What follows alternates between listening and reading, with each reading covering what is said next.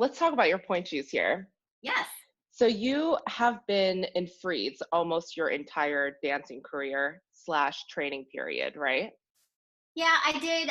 When before I moved back to New York, I was doing like block signature rehearsals, Mm-hmm. and then like right at the very end, I was wearing free studio. Is it called studio Yeah, rehearsal?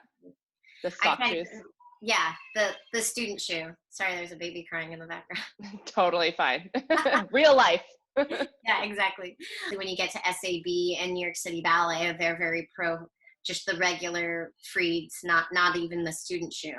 And Yeah. so they have a shoe room there, and you can buy like at the time many years ago when I was there, it was like $25 a pair. It was like extra shoes from the company, Hmm. and so that that was what I transitioned to. But that's actually not sustainable as a student. So No. you're doing like, especially SAB, every class is on point, 2 classes a day. And they would allow you to buy 2 pairs a week from that shoe room. So like my mom would put $50 in my account, and so I could go to the ATM and pull out $50 and get my 2 point shoes, and they would have to last what, like 11 or 12 classes, which is crazy. And for something like that, when you're really on point that much, and so I was kind of known at the school from the teachers for being like, don't correct her on her feet or how much she's pointing, because we know she's working really hard, but I had to just put so much glue in To to make the be able shoes to get last. through those classes so that the shoe was like, not looking pretty. It wouldn't have been of performance quality, but yeah, Yeah. that's what I did my last few years at SAB. And then I got into New York City Ballet, and basically you try on other company members' shoes that are similar to your size. And you can borrow a couple and try them out for rehearsal. And if there's, for that apprentice year, you kind of just have to use someone else's shoes. And then if you get a core contract, you get your own custom shoe. Mm. And basically the best way to do it is, if you had a person's shoe that you really liked, you have them model all the specs off of that person's. Everybody's feet are so different, Oh, yeah. and that's a really hard thing. And Freed has such a back order now that I think even if you're in the court, it's still like a long process to get the right shoe for you, because it's like 11 months delayed, and even now it's probably even longer from this pandemic. Exactly. I think all of the factories are pretty much like either slowed down significantly or they're not making shoes at all. So it's really tough to get freeds right now. I think Right. most point shoe companies. Wearing this one pair in quarantine, I haven't gone on point that much. It's only been probably like, I don't know, 6 times now. I really started putting my point shoes on like a week ago. I took like a good 2 months off and like chilled out, and now I'm getting back in it, just because the skin changes, the muscles change, and I don't Totally. want to lose it too much. Well, what are you doing? Are you just taking classes at home or what are you doing during quarantine? I'm taking classes at home. We have our like a virtual company class with New York City Ballet Monday Oh, through nice. Saturday. Oh, And good. Wow.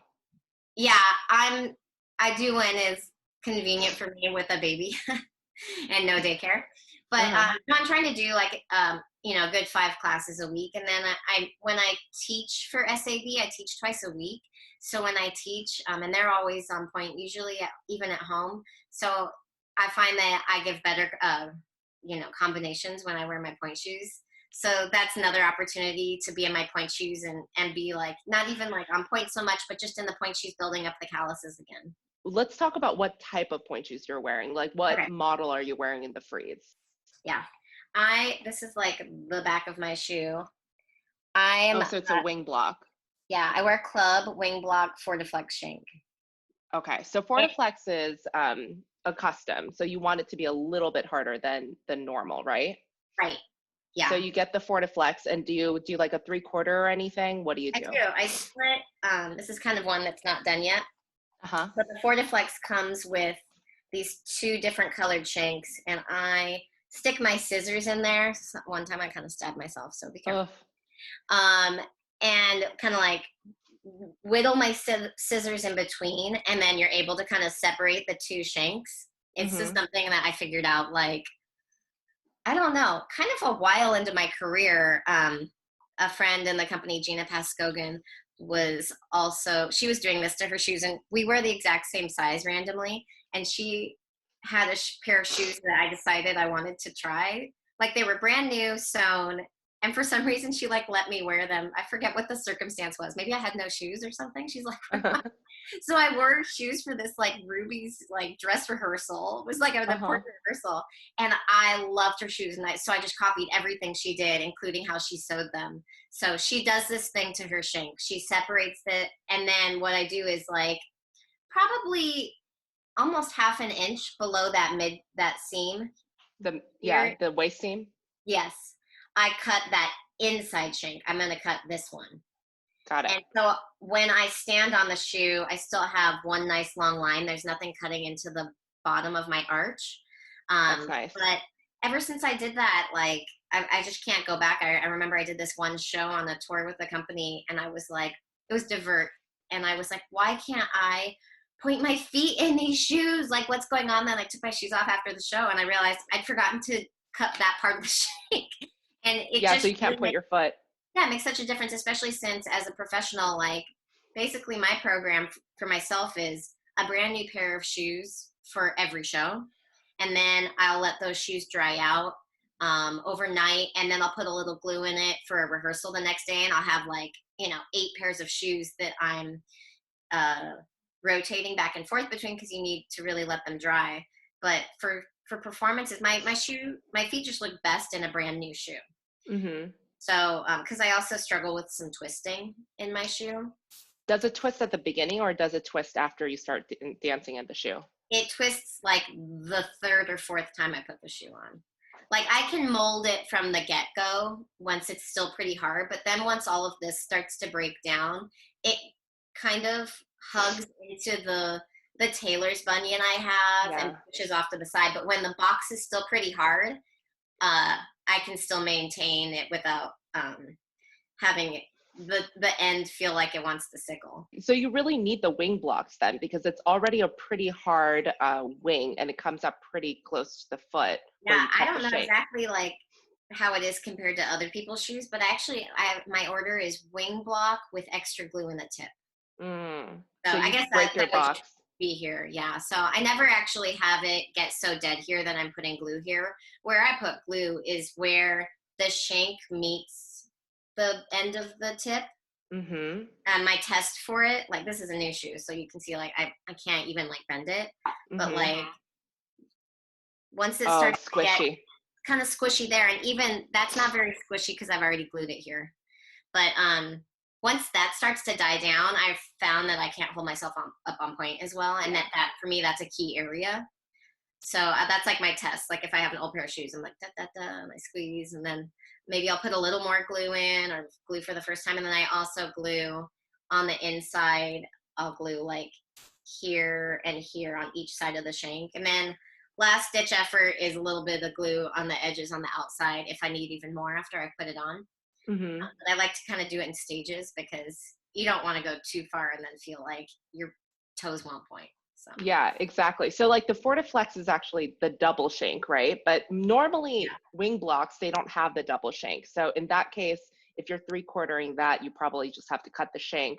Did yeah, you ever have to do that when you were a student where you just had one shank and you had to 3/4 it?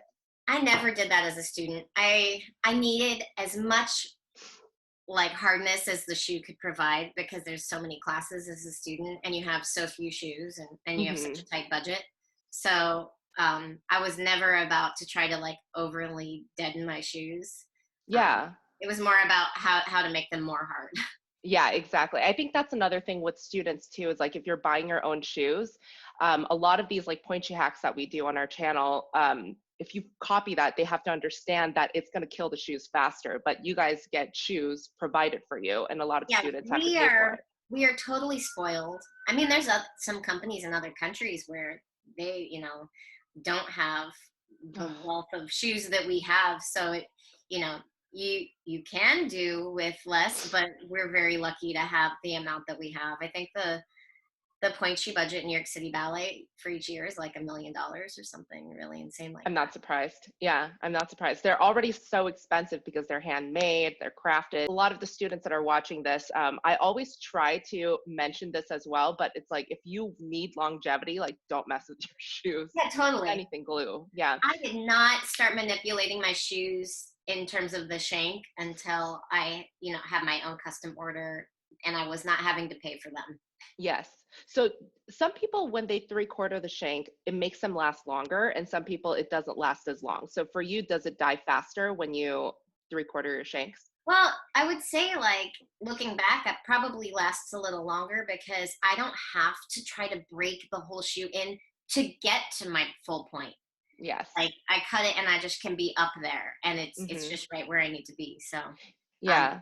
in a way, it does could help it last. So you put the jet glue right where you land your jumps, and then it, Basically, yeah, it's like yeah, where the insole is meeting the end of the shoe. yeah. So if you don't jet glue, do you notice that it's you have less support when you like get up on point? Like, does it That push would be you the problem. forward? But so when I wear a shoe for a show, I put zero glue in it.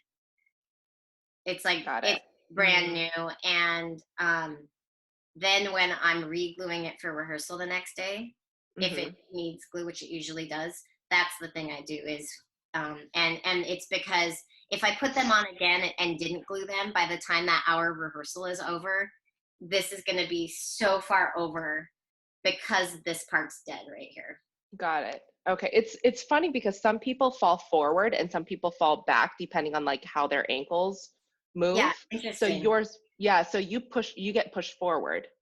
Oh yeah, Yeah. So which some makes people me pull feel back. which makes me feel totally unstable, and then I lose the connection to my inner thigh, Hmm. and the whole thing is falling apart. So Okay. So when you're doing a show, you don't glue at all, like not even the shank or anything.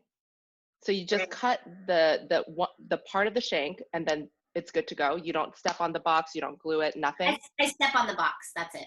Okay. Do Mostly you just, always step on your box? yeah, always. Do you step on your box before you glue it? Yeah. So you mold it first and then you glue it. So brand new shoe with just the stepping on the box and the shank cut for a show. And then Hmm. the next day, a little bit of glue, and we're good to go. And how long do they last you? Um, I would say I'd wear a shoe 4 to 5 times. Like, and I'm rotating for every new rehearsal that's Mm-hmm. like after each hour, I'm putting on a new pair of shoes. Unless Mm, I'm in a Mansky ballet where you just want the deadest shoes possible. And yes. I'll use, when I say dead, I mean old glued shoes, but they're still glued. Mm-hmm. Um, uh, that's the only time I've ever been like, oh wow, I'm wearing like the deadest shoes of my life. But he requires like a totally specific type of like sudden movement. Like you would like fall over if you tried new shoes in any of his rehearsals or performances. So So it's like you're basically wearing socks to perform in those. pretty much. And you're like, I'm like, it's this weird revelation. You're like, wait, maybe I could get it. No, you're like, no. In more classical ballet, when you really are like in like a real passe or an arabesque and being partnered, like you need a real shoe. Yeah. So when you cut your shank too, it's like not even a 3/4. We say 3/4 because that's the term, but it's you're doing more than Okay. half. Yeah, So I you really totally only agree. need, yeah, the bottom half of the shoe is like really hard and solid, and then like Right. the top is like nothing. Yeah, that's true. Because a lot of students they can't do that because it's not enough support.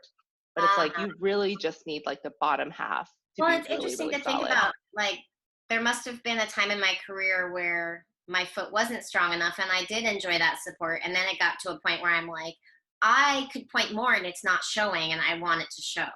Yes, So, exactly. Because you're able to pull yourself up because you yeah, have so much strength in the bottom half of your foot that you're actually able to pull up yourself. yeah, yeah. Yeah, Well, and if you're properly aligned and using your muscles as you should, you are pulled up and you aren't sinking like that. Yeah, that's true. exactly. I mean, I wish that everyone can get to that point, but then when you're 12 years old and you're trying to like pull yourself up and you don't have that much muscles on your foot, there's a lot of point shoe companies now that are coming already 3/4 shanked.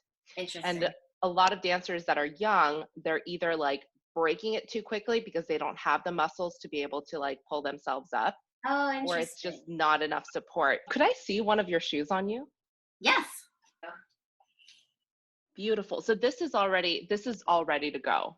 Yeah, You cut these the shank. I actually put a little bit of glue in them. Yeah. Um, Wow, you that can is kind of very see pretty. like my tailor's bunion. Once the shoe is more dead, will start to like poke out. So that's Mhm. why I wear new ones for shows. But when I don't care what it looks like, because I know I'm Mhm. not sickling. The first 2 hours of your point shoes life is like the best for you? Yeah, like I would do a photo shoot in those first 2 hours. Like a brand new point shoe. Yeah, Okay. Yeah, yeah. some Because people like it like hour 3. the way I cut it, I don't need to break them in. I just do Mhm. the shank cut that I do, and I feel like it's fitting really well. Yeah, But I love how hard it is in the bottom because like it's not breaking low, even though you cut it so low. yeah, I mean, if it was breaking low, I would feel like I would lose my connection. Let me move this a little bit. Like I would lose my connection to, the my stomach and my inner thigh, like if I'm over too far. So I feel Mhm. like, I always want to feel that I can be like pulled up and lifted out of my shoes so that I don't lose that muscle. Yeah. Did you So ever have any like injuries or anything on your right ankle or anything? on my right ankle, yeah. How do you know that? It just looks like it. Oh, Yeah. and my foot's not as like good. Oh no, it's just the way that your ankle is stretched. Like your left is has like a different line than your right. That's interesting. Well, what is the difference is that my I have a bigger bunion on my right, and it's always been kind of my trouble foot. I've had a bruised sesamoid, Oh yeah, I think is that's it. you have two little circular bones Yeah. under the big toe joint, and when you go up to demi point, they slide underneath and protect the bunion joint basically. And probably I was earlier on in my career, I was dancing like an insane amount, rehearsing a ton, performing a ton. And I had also learning a ballet that had a lot of hops on point. Yeah. But I think also what I had been doing back then, and this is why my bunion struggled, is that when my shoe would kind of twist Yep. at the bottom like that from my tailor's bunion out here, I'll go like Yeah. all the time, which would be like really bad for my bunions, but then also like didn't help with the sesamoid. And I confused sesamoid pain for bunion pain, and everyone says, "Oh, you're just supposed to push through bunion pain. There's nothing you can do about it. You have to get a Uh, surgery." And it's like, no, I finally went to PT one day, and she looked at my foot, and she was like, "This is not your bunion. This is your yep. sesamoid. It's totally swollen. You need to go get a bone scan tomorrow." Yeah. And I went and got a bone scan, ended up in a boot for a week, and then I was fine. Yeah. But being in a boot just for a week, I had limited range of my demi point. Like I Yeah. could not go up as high for the next year. Yeah. That's what I'm seeing too, is that Yeah. it's the left is actually pretty straight, like your Uh-huh. ankle, and then the right, you're pulling yourself back a tiny bit in like underneath the Yeah. metatarsal I don't area. have that full. I'll probably like if I go to PT, like my big toe joint does not move like at all. Yeah. You lost that range. On this side, I totally lost that range. I feel pretty lucky that that's all I've ever had. That's true. I That's very never lucky. sprained ankle. I had some in that same foot before I realized. I also didn't mention I wear a half size bigger on that right foot. Yeah, I was just gonna say. Can you see it? Um, I'm wondering if you can see it. well, the sizing I couldn't tell, but what I was gonna say is that a lot of times that injury um, is is pretty common with the bigger or wider foot Uh-huh. because you're in a smaller shoe, and that's part of the problem. Right. Yeah, I Yeah. can't remember if I'd already switched to a bigger shoe by the time I had this injury, but before then, for sure, I was having chronic stress reactions of the base of my second metatarsal. Yeah. So That's basically, wrong like size. right there. And it ended up being that like I just needed more room. And as soon as I switched to a different shoe, or Hmm. a bigger shoe, it's literally a full half size bigger on that size. No problems ever again with Yep. stress reactions. So Exactly. When the dancer starts to become a little bit more advanced, it's easier to control a tighter shoe. So dancers start to wear their shoes tighter and tighter, and then they get more injuries because of that. that's true. Whenever I'm tying my drawstring and I put a new pair of shoes on for the first time, I Hmm. tie a double knot while in demi point. Ah, that's smart. Yeah. So That's then smart. it's when this has the most space here, and then you can get it really tight. Because in that moment, you don't want to see the shoe bag. So I try to use that range to be the time that I'm tying tightest. So when you get your point shoes customized, do you cut down the fabric at all? I do. I did. I had a moment in my career where Wendy Whalen she was still a principal, and she was like, "We need to make your shoes better." And so we Oh yeah, that's basically, right. um, she kind of just like took my shoe and like folded it in on itself Mm, back here, and then we sewed that. Like, it's hard to show, but just the on the waist, the yeah, like side. basically, like we like folded it in on itself and then sewed it right there, and then saw what looked good, a certain amount, and then sent that into Freed. We sent that Hmm. shoe back in, and they measured all around, and that's what my order is now. So the heel comes up pretty high Yeah. still, which I need, and it's like before I go on stage, it's like that's the tick I have. Like I'm like always pulling up my heels. Like I don't know how some people have their shoes so low, but Yeah. for me, I'm always like pulling up my heels, and then I go on stage. My paranoia with the heel is that if my heel is not fitting really tightly, then the twisting that I get will happen. So Hmm. I put before I put my shoes on, even for rehearsal, I put my feet in the rosin box, the bottoms and the tops of my toes. I take my perfect fit things and I put those in the rosin box. Hmm. Then I put everything on. I even put rosin, like I take that part of the shoe and rub it in the rosin box. And then I put it all on, because if the heel stays gripped, then my foot is tracking properly in the shoe. Like when I came back after Broadway, I was like, for some reason, my feet were really like, um, the bottoms of my feet were kind of spasming all the time. Like I was getting Charlie horses while I was Yeah. dancing. And so I had to adjust my shoes to that. Like I realized, oh, wow, I've lost some of the intrinsic like strength of my foot. Hmm. And so I was like, I can't wear brand new shoes like I used to out there. And so for Mm. that period of time, I had to transition a little bit and break my shoes in maybe for like half of a class. And then I'd save them and put them aside and then wear them for a show. Whereas Hmm. before, when I'm like really in it and my feet are super strong, they're fine to just slap them on. But I was like not making it through ballets without like severe like arch spasms. Oh So, man. so that was my little thing I forgot then, or had to adjust. And then when I came back after having a baby, I forgot that when you hop on Pointe, you have to like break your shank a little lower. Hmm. So like I could kind of demonstrate like when you make icky foot. So like Uh-huh. Yeah. over here, when you make like that kind of thing, you need it to be breaking lower. And if I took a brand new shoe and tried to do that, like I don't have that there. So the first thing I came back to after I had a baby was first movement bize, and Uh-huh. there's a bunch of little hops on Pointe on one leg. Like Uh-huh. You have you to do this. basically, yeah, you're like that. And Uh-huh. I fell off Pointe. I was so embarrassed. Like I was Oh, like, whoa.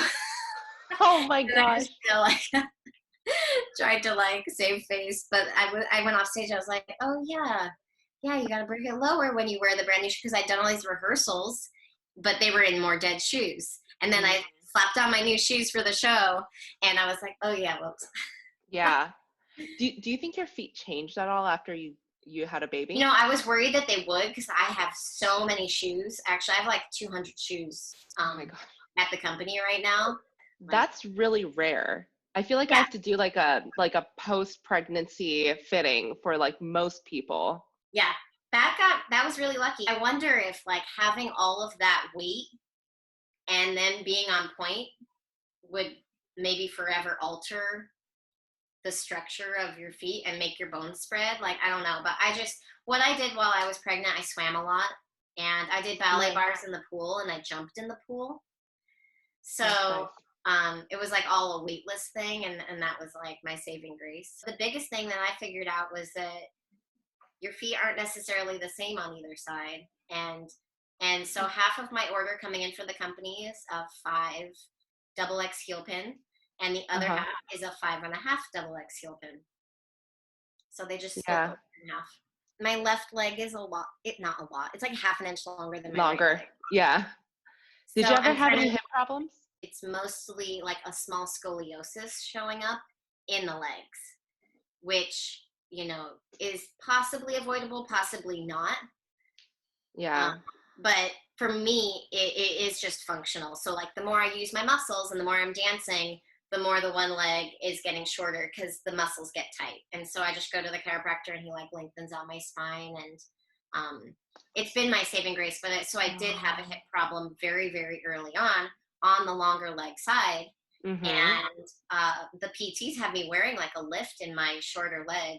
Yeah. And I can't live my whole life like this. And then I saw a chiropractor and he was like, this is fixable. This is something that you can just do with maintenance. So I was like, Yeah. great, because I want to wear like normal shoes. Yeah. It's almost a little bit better on point because your right foot is a little bit bigger and then your left leg is longer. So it almost like evens No, it out. I totally evened out when I'm on point. Yeah. When it's really, really hard is fifth position, tendus. uh, Uh, that you know, makes sense. closing with my longer leg. Oh, I yeah. don't have as much. So sometimes I'll like, I'll just like lift up into my toes just a little bit and lift my Mm-hmm. heel up a little bit. So It's so funny how like if you're not a dancer, like these are things that you would go your entire life without knowing, like, right, but it's like right. you totally know how much like the difference Totally is between hyper your left and aware. your right. You're constantly checking in every day as a dancer. You wake up, you're like, okay, what hurts? Okay, Mm, I'm gonna yeah. do that. Because So like your body changes like every day too, especially when you're exactly. growing up. When you're like 12 or 13, imagine. I didn't really grow though. So Like I stayed the same since I was I did. 12. My mom said like I never really had a growth spurt. I was doing Swan Lake and I could not. My point shoes would not last through like an hour-long rehearsal. Like I had to stop because it was just a lot of partnering and stuff like that, and more classical. And I was having to like put on a whole brand new pair of shoes in the middle of a pas de deux. I was like, Ugh. my shoes should last through a pas de deux, Yeah. like a brand new pair of shoes.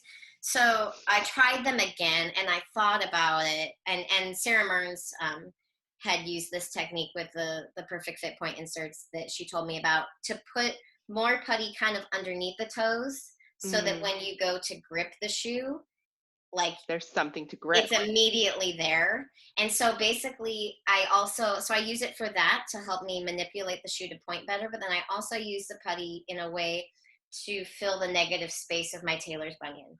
So like my tailor's bunion comes out pretty far, and so I can put putty in all of that negative space that the shoe is not touching. Mm-hmm. So I was able to like, somehow it made my shoes last longer. um I don't know, it takes a lot of fiddling around. Like I would say it takes like 2 or 3 tries with the Perfect Fit inserts to like really get them exactly as you want. I mean, they'd be doable to wear for like class or rehearsal or something, but like to feel like it's exactly what you want it to be, and to get the full use out of the product, it takes Mm-hmm. some experimenting. You really have to figure out what works for you. Like everyone's a little bit different. Super cool. Well, thank you so much, Megan. Thanks for This is talking. so fun. Yeah, good to see you again. Good to see you too. I'll talk to you Bye. later. Thanks, Megan.